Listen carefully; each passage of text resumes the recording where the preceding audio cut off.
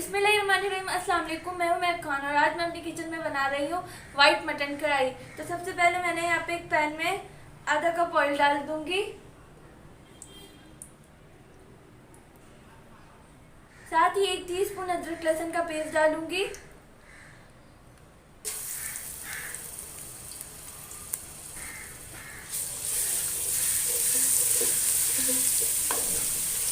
अब मैं इसके अंदर हाफ केजी मटन डाल दूंगी।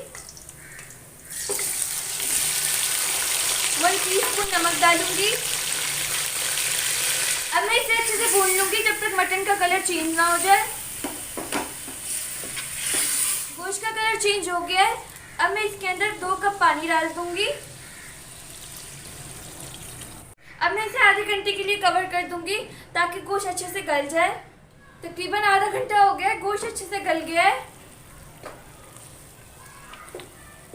अब मैं इसके अंदर 3 अदद कटी हुई हरी मिर्चें डाल दूंगी। अब मैं इसके अंदर आधा कप दही डाल दूंगी। अब मैं इसके अंदर कुछ मसाले डालूंगी। 1 टीस्पून काली मिर्च पाउडर, 1 टीस्पून सफ़ेद मिर्च पाउडर, 1 टीस्पून भुना कुटा जीरा, 1 टीस्पून भुना कुटा धनिया, 1.5 टीस्पून डेसिकेटेड कोकोनट है, ये डाल दूंगी। अब मैं इसे 5 मिनट के लिए अच्छे से भून लूंगी जब तक दही का पानी खुश्क ना हो जाए। मसाला अच्छे से भुन गया है और ऑयल भी सेपरेट हो गया है। अब मैं इसके अंदर 4 टेबल स्पून क्रीम डाल दूंगी।